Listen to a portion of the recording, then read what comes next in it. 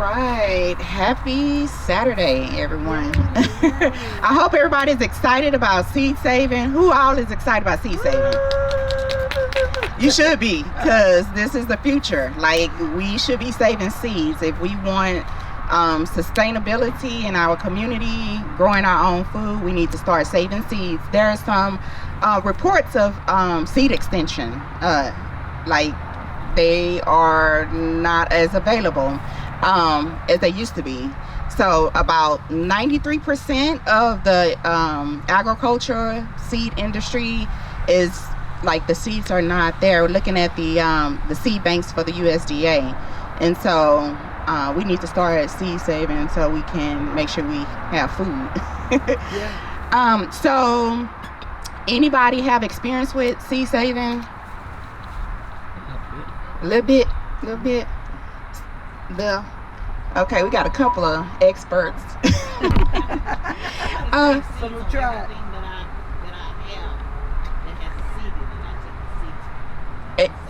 Right. And like, what are some of those benefits to saving seeds? You don't have to buy it. Exactly. You know what you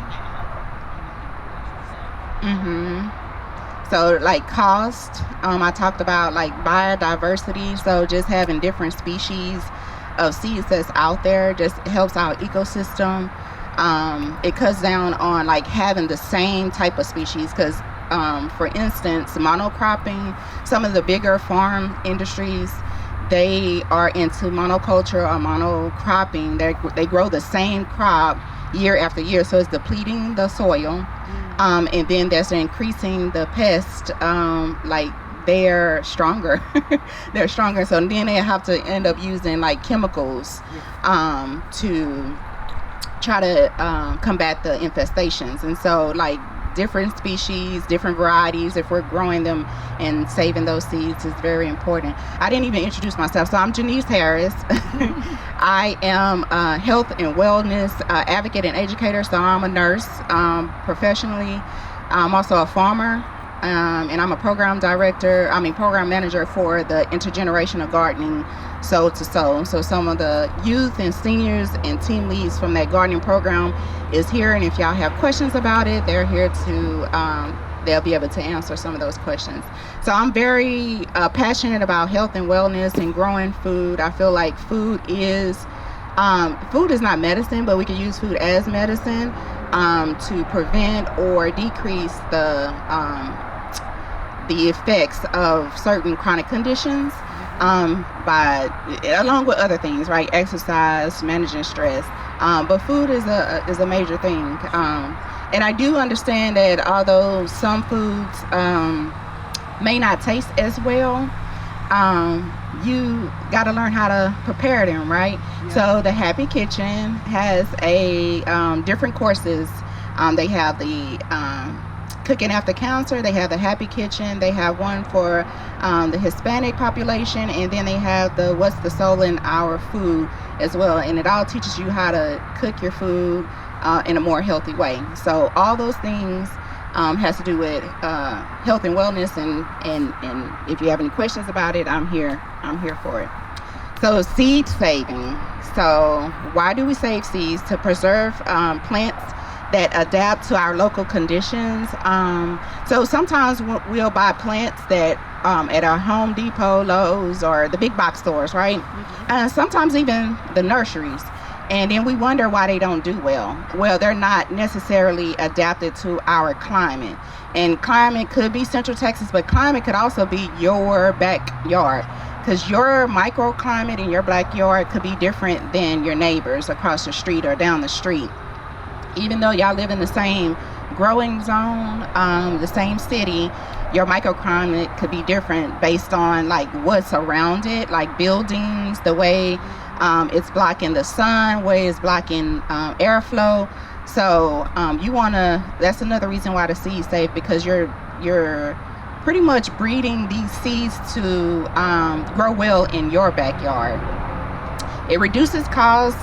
It empowers us to be self-sufficient. We don't have to be so reliant on, the industry, the food industry for our food, or either seed companies, because who knows what the future holds. Like even they may end up having some issues with having seed availability. So it increases food sovereignty. So food sovereignty, does anyone know what food sovereignty is? Any of my youth, and then I'm gonna let you, I'm gonna see if the youth, because they should, some of the youth that's been in the program should know. Raise your hand. Food sovereignty. Food sovereignty means whenever like you're running out of food, basically. Like, is that what it means? Almost. Food Sovereignty when like you're making your own food at home. Yeah, that's a part of it. That's a part of it. Last person got really close, and like I have a pretty good idea of what it is. So it's sort of like having an ability to rely on yourself to get food and not having to rely on the food system that's highly industrialized. So you can rely on your community and then on your community to find food and be able to feed your family like highly nutritious foods. Yeah. It's the right to have the authority to control your food, how it's grown, how it's processed, how it's distributed. So from seed to plate, like you have a say-so. So if you're growing your own produce, you know what's put in it, you know what chemicals, and chemicals could still be organic, right? So there's synthetic chemicals, there's organic chemicals. So chemicals are just a compound of things that's put together. So you know how it's grown, and you know how it behaves in your climate, right? And so then you have the authority or the ability to share that with your community. So how it's distributed, and then also getting involved with like politically, right? Going when there's city council meetings and things like that, just advocating for the local food system, like your farmers, because they are very important. They make sure that, we have nutrient dense foods, because just because you get something from the grocery store and it says it's organic doesn't mean that it's nutrient dense. It just means that it was grown with less chemicals, right? And some of it can still be synthetic chemicals. It's just it's not measurable, a measurable amount.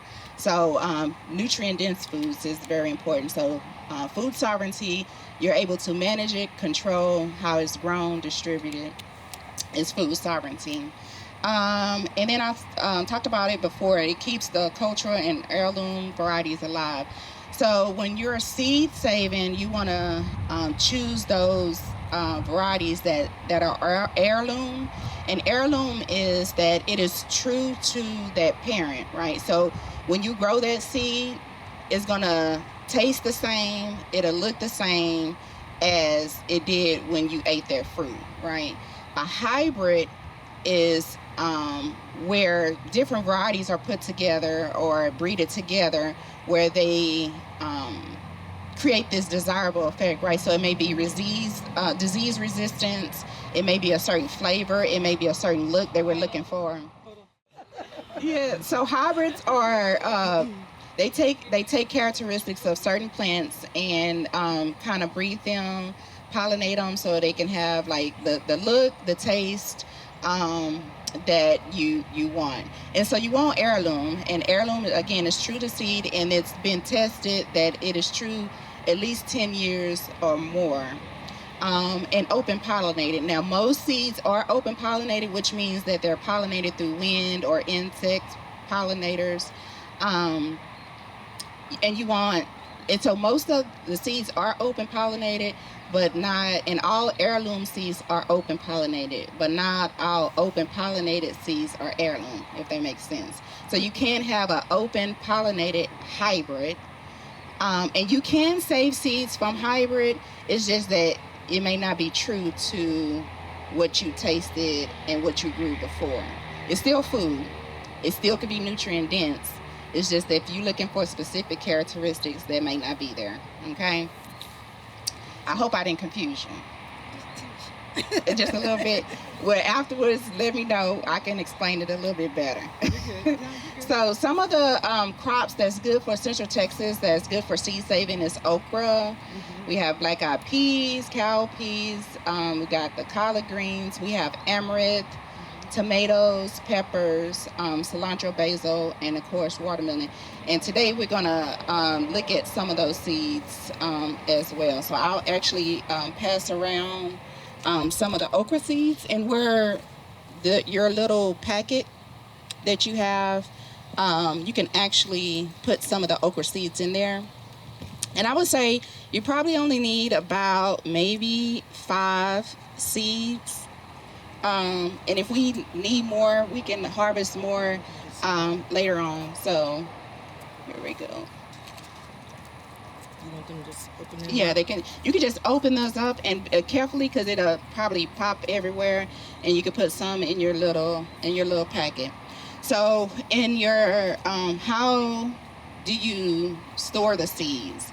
And I'm gonna demonstrate how you actually do the wet seed. So this is called a dry seed saving, where you allow the pod or the fruit to stay on the plant and dry on that plant.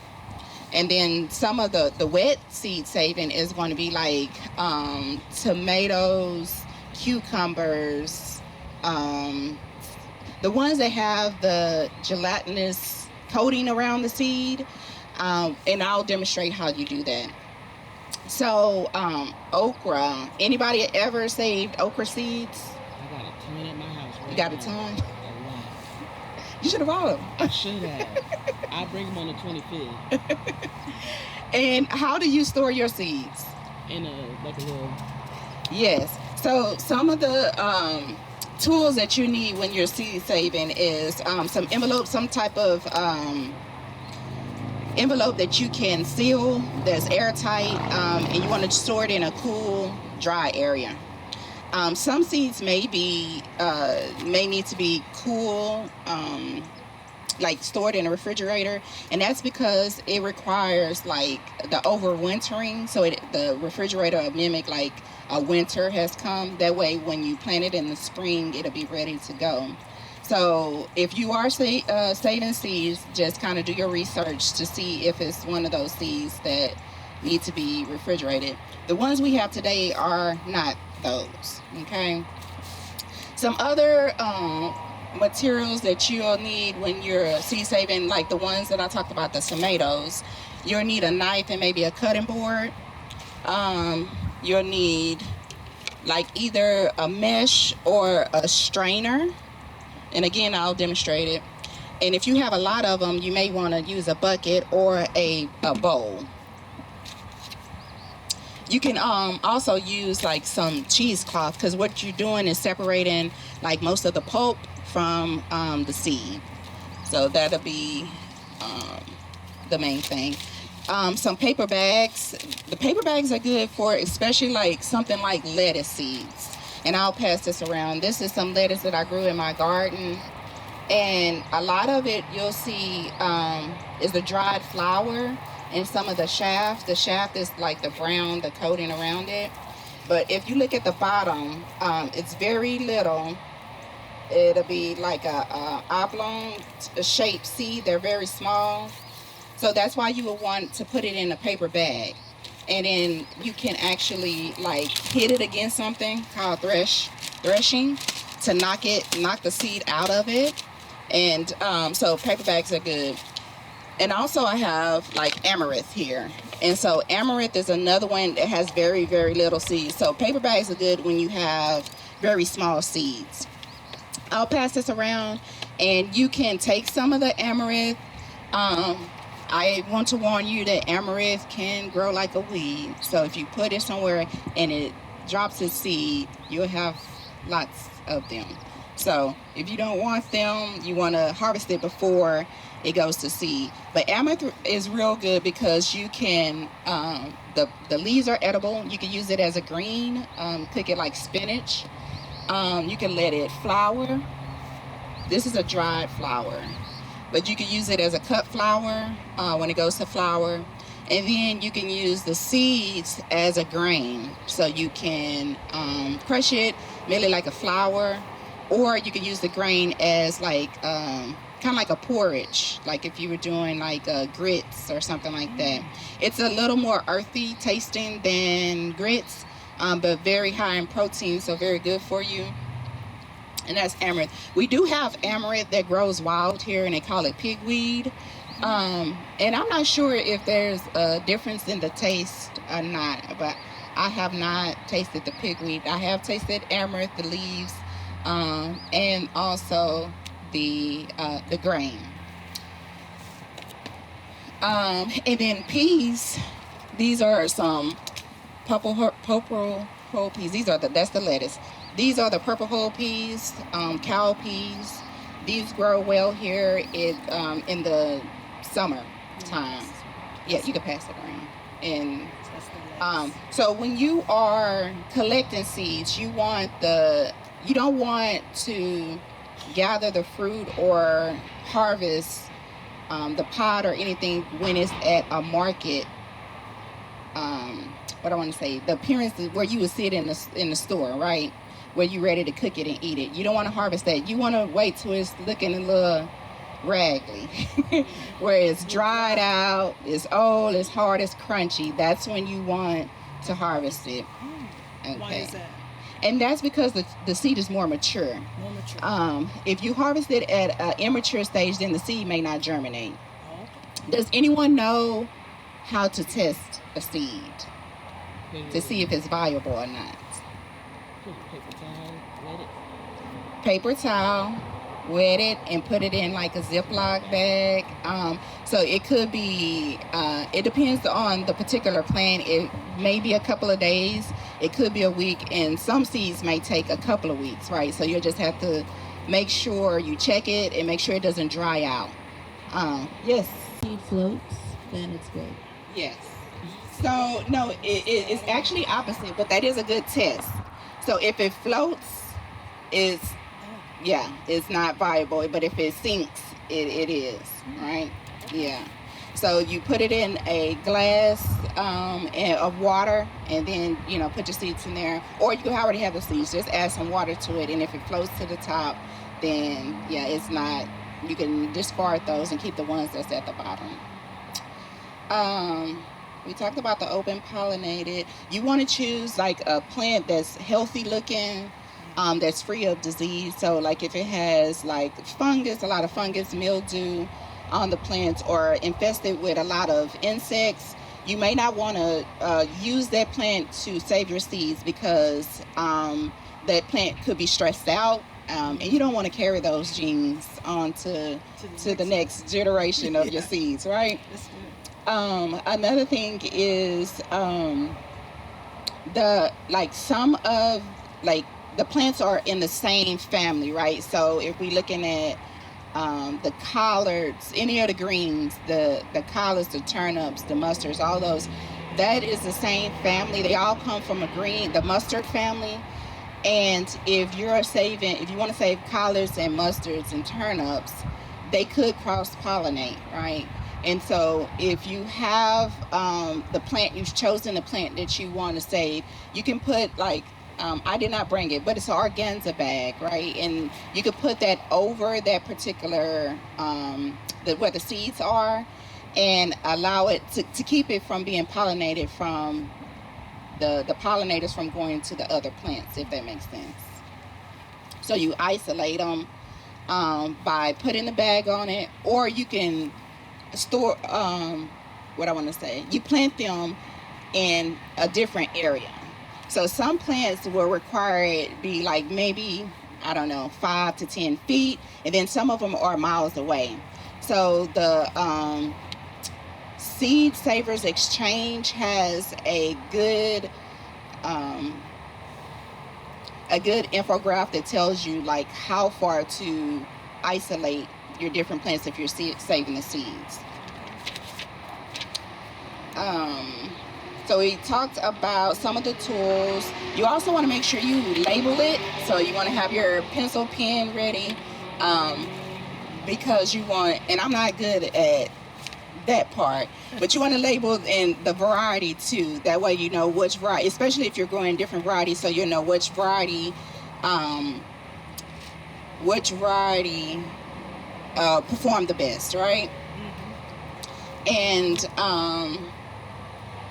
I talked about these bags, but I got these seeds from a farmer. She's from Kenya, and this is some amaranth. And so she started in a pill bottle, and you can do that too. So you don't have to go out to buy anything. Just use what you have, whether it's this or you have some glass containers, some little mason jars. These are some purple whole peas that I saved from this year. And then these are some yellow watermelon seeds, and you can pass these around. These are yellow watermelon. Yeah. Are we able to get some? Sure, you can take some. Just leave me like 5 of them. Somebody leave them 5. You can also store. We talked a lot about food, right? Because food is important, but plants, for the pollinators, for pest control, it's important for biodiversity to plant flowers in your garden as well. So here we have some marigold. Marigold is one of the easiest flowers to save. And if you look at it, and this is one that you'll want to dry on the plant as well. You'll see the seeds. Once the petals fall off, that's how the seeds look. Marigolds are good for pest control as well.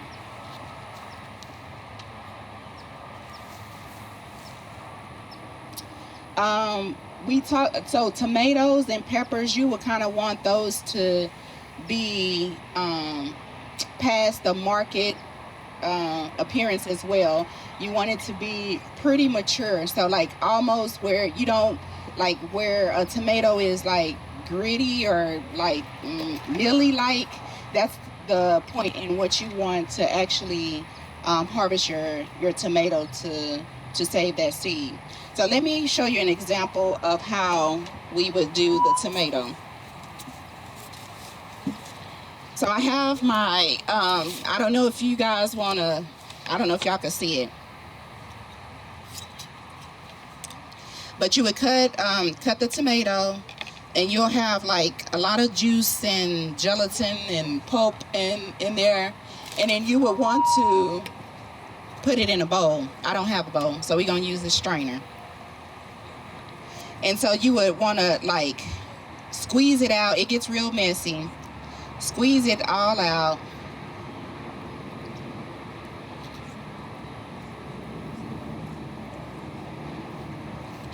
And then the tomato skin and all that, just put it in your compost. And then you'll have your seeds and maybe a little pulp in there, and you want to keep rinsing that until you get as much as you can out. It'll still have the coating around the seed, but you want to get as much as the pulp out. And so, if you have a lot, you could use a bucket and you could cut your tomatoes up, put it in there. And this would be a good like project for kids, I feel like. And just let them squeeze the tomatoes, squeeze all the juice out the tomatoes. And then you want to rinse it a couple of times. And you could use your strainer to catch your seeds. Then you want to place it in a jar. A jar similar to this with a top with water, and you just want to let it ferment. And it's going to sit there like 2 to 3 days. You want a top because it's going to smell, and things are going to try to get in there. So you want a top. So you're going to let it ferment like 2 to 3 days, and it'll form like a white, some mold on it. And that's what you want, because that lets you know that the coating around the seed has broken down, right? And then once you do that, you want to rinse it a few times so you can get a pretty clean seed. And then you want to take it like either a paper bag or a paper towel, lay them out so they can dry. And you'll probably want it to dry like maybe a week, maybe about a good week. It'll take a good week to dry, and then you can store it. So tomatoes take a little bit longer. Tomatoes, like I said, tomatoes, cucumbers, squash, those will take a little bit longer, but very well worth it. So like if you get a hold to some heirloom tomatoes, try saving those seeds. And then once you save it, I want to hear about your your progress as well. Any questions about that part so far? Yes, ma'am. Everything from the plant. So if can we do the same thing from the watermelon and the cucumber where we buy it from the store and let it sit there and ripen the rack and instead of throwing it away and then to the compost bin, take the seed out? Yes, you can. Now, when you're saving seeds, just know that they're probably hybrid seeds. They're probably, most watermelons may not be. I'm talking about tomato and cucumber. Oh, I thought I heard you say watermelon. Okay, tomatoes and cucumber, anything from the grocery store may not be heirloom seeds unless it says so. You can save those seeds. Just know that it may not taste the same and it may not look the same as it did the fruit that you purchased. But it's still food and you're still providing it with love and nutrients. So it's going to be nutrient dense. So it is, yeah, that's good. And it'll be adapted to your climate. So you can save those seeds as well. It's just that if you want it to last a long, many years, you want to go with the heirloom.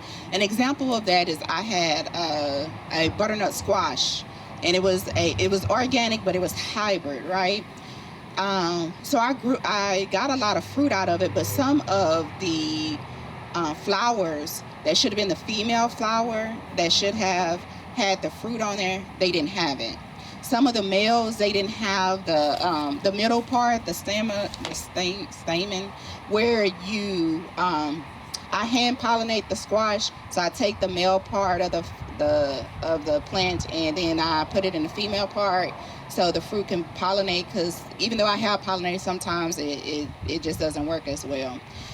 So some of it was missing those parts. So just know, like, if you get some of the fruit from the grocery store, it may have those issues.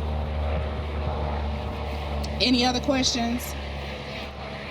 Hello. Just a quick question. Are there any seeds that you're giving us today that we can try to germinate right now during this time of year? So lettuce will be and any of the greens. I don't have the amaranth is more of, even though you can cook it as a green, it would be more of a spring, late spring and summer. It does well in summer. So like when lettuce is not doing good in the summertime, your green, you would get it from like amaranth, the Malabar spinach, the Malokia, some of those plants that is grown in Africa will be good. But for today, maybe the lettuce. The tomatoes will be a late start. So you can grow tomatoes in the fall, but we should have already had them planted because they take a long time. Yeah. Because the okra is a spring, summer. Yeah, it'll only be the lettuce. And then, and we'll go around and look at some of the plants that's the seeds are already drying out on there. We have some hibiscus out there where the pod has already, the calyx has dried up. The calyx is the part that you would use for, like, if you want to make teas. And then the pod has burst open and you can kind of see the seed inside. So we'll look at some hibiscus. Some of the peppers have already started to dry out on the plant. You can pass this around too. Those you would have to let them dry out. Anything that's like in the shell of the pepper, you would have to let them dry out a little bit more. Yes, ma'am. I was trying to yell. Can you hear me? Mm-hmm. Would you say to not really get our seeds from the grocery store, or it's just we just gotta kind of be careful when getting it from, like you said, the Home Depot and grocery stores and things like that?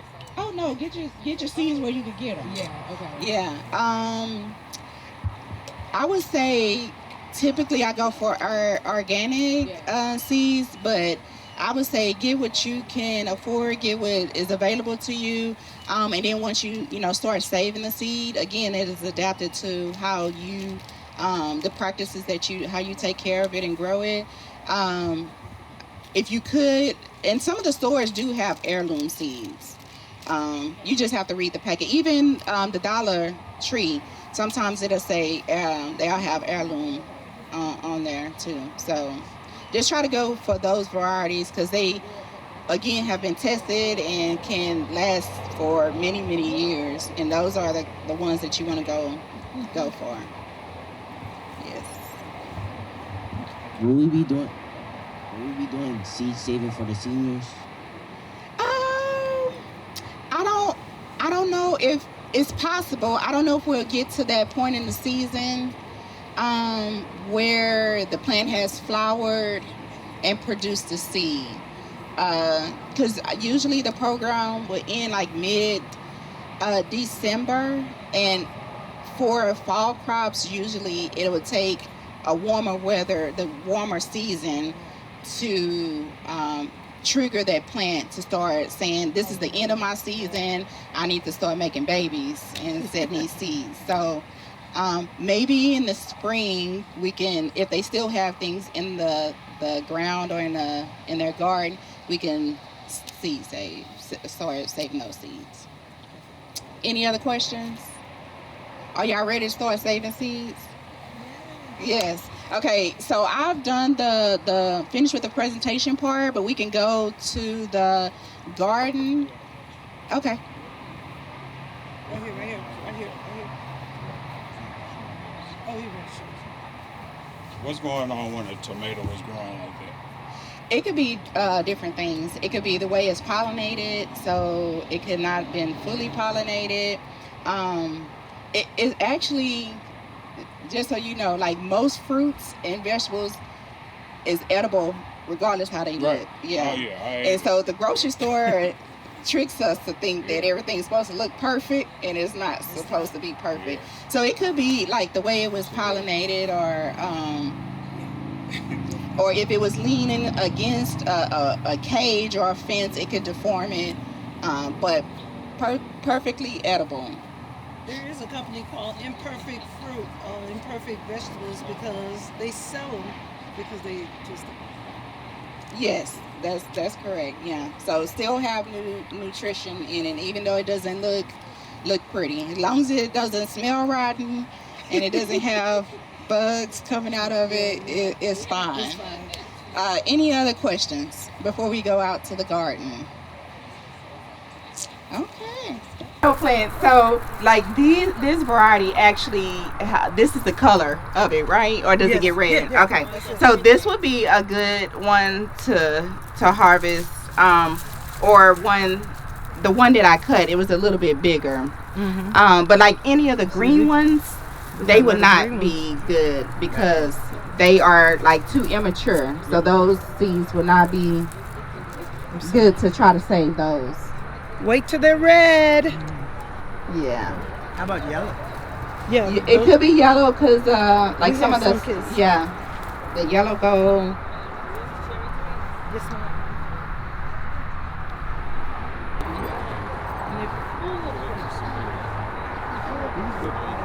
Okra, you want to pick the plant that performed the best, that kind of look the best without much disease on there, and you just let the pod dry on there. Now, do know if you let pods dry, go to seed and dry, it would trigger that plant like I'm at the end of my life, right? So it may stop producing, or it may slow down on producing fruit.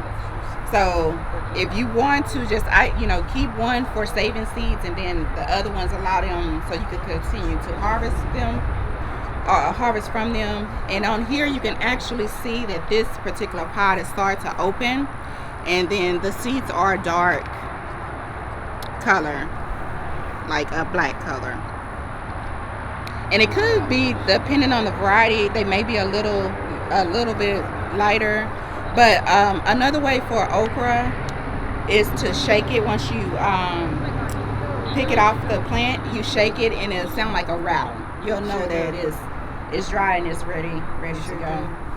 So okra, hibiscus, we'll look at hibiscus, cotton. They're all in the same family. Cotton. Yeah, they're all in the same You family. can tell by how they're shape.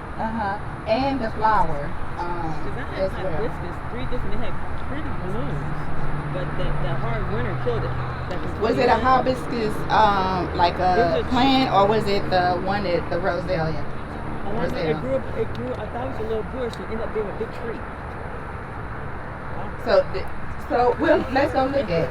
Because this one, Because I remember the blooms. okra, you want to pick the plant that performed the best, that kind of look the best without much disease on there, and you just let the pod dry on there. Now, do know if you let pods dry, go to seed and dry, it would trigger that plant like I'm at the end of my life, right? So it may stop producing, or it may slow down on producing fruit. So if you want to just, keep one for saving seeds, and then the other ones allow them so you can continue to harvest them or harvest from them. And on here you can actually see that this particular pod is starting to open, and then the seeds are dark color, like a black color. And it could be, depending on the variety, they may be a little bit lighter. But another way for okra is to shake it. Once you pick it off the plant, you shake it and it'll sound like a rattle. You'll know that it's dry and it's ready to go. So okra, hibiscus, we'll look at hibiscus, cotton, they're all in the same family. Cotton, yeah, they're all in the same You can family. tell by how they're shaped. And the flower Because I as had well. hibiscus, 3 different, they had pretty blooms, but the hard winter killed it. Back in Was it a 21. hibiscus like a plant, or was it the one that the roselia? I wonder, it grew, I thought it was a little bush, and ended up being a big tree. So let's go look at it. Because this one, Because I remember the blooms were about this big, like the size of a grapefruit.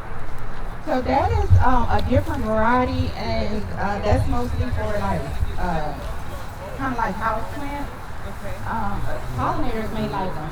This particular one is the one that you would use for like, you can use it for teas. You can harvest the calyxes for teas, let them dry, or you can use it to make jam and jellies. Yeah. No, So the blooms were big. This is a small bloom. yeah. The blooms were about this big. So this is the one that's edible. So Okay, that so one is what not. was it? Okay. Yeah. So this is a hibiscus. So this is the part. This is called the calyx right here. Okay. And you can actually Make a tea out of that when that make it dries tea. out. When that dries out. Yeah. Or when it falls off. No, you can pluck it now. Oh, okay. Like and like then let it dry out yes, for the tea. for the tea. But you if you're making like a I know they're tart. yes, and that's what I was gonna pick it off and let, if anybody wanted to taste it. You could just like take a piece off and taste it.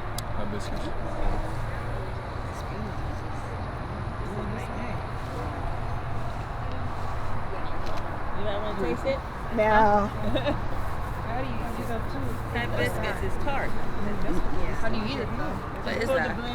Just take a piece of the leaves, yeah. Oh. What does it taste like? It's kind of sour. Is it? Yeah, like lemon. Janae's talking to your thing. Let's see if we have audio. Look at you. Yeah, I don't know. I think did we lose it? No, We might have lost it. No, she's still coming through. Look at you. A little snippet from a farmer.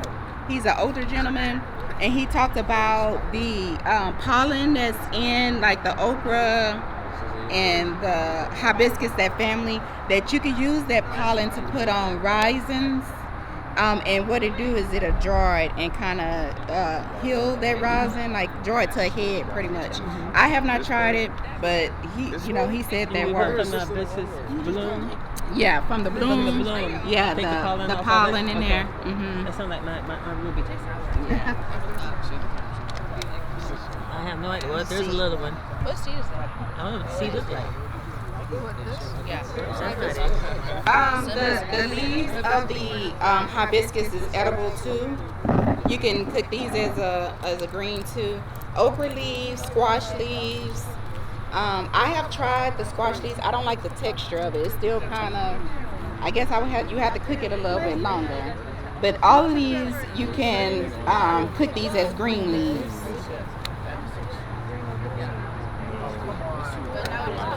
And then the next plant that we'll look at right here will be the Malabar spinach. Over here. Yes. This is, well, it's intertwined with another plant. I'm not sure what this is. But this is the Malabar spinach right here. So these are the seeds right here. And then once it gets the dark, these right here, where it's dried out, those right there are ready to, you can say those. What are those? This is the Malabar spinach seeds. Spinach is one that is like a spring summer green, so it will not handle the frost. It will die back, but it will regrow the next spring. Did you say you kind of substitute this when your lettuce not, when you're not messing with lettuce? That makes sense. Well, you can eat lettuce. I'm just saying, like, if you try to grow lettuce in the summer, it's going to bolt because it's going to be too hot. So, and bolt just means it's going to try to go to seed. It's going to say, even though you just planted, the middle of it is going to grow real tall. The leaves are going to be bitter because it's going to say, this is the end of my life cycle. I need to make these babies. So this one, Malabar spinach, you can eat it raw and you can cook it as well. The hibiscus, you would cook that. That would be a cooked green. Denise, one thing too, y'all, this is kin to the okra. So it has that kind of almost that slime to it. It does. So yeah, it might so don't be surprised if you get that slime. It's kin to the okra family. This is a type of a spinach. It came from Prairie View University. Leafy is a good option. Yeah. He has like a little slime to it. But I cook it, I do it with a stir fry. I do a stir fry or I can do it raw, but you're gonna, don't be shocked when that slime hits you. It's part of the family of okra. Oh, it has a slime. Yeah, just like okra. Look, try. You try? Because you can eat it raw. Have a lot of iron in it. Very good for you. Can you just play? So you would want to take like this is some seeds are within there. You could take cuttings. So the cutting would be like you could take like the green part. Yeah. Not the woody part, but the green part, and you can use some rooting hormone or like aloe vera leaf or honey, and you would stick that into some soil, and so it can start growing roots, and then you can plant it. But basil does really good that way from the seed. But this is seed. Well, the seed is inside of there. Seeds are tiny. They're there. They're Those real little black little. things. Oh, really tiny. Oh.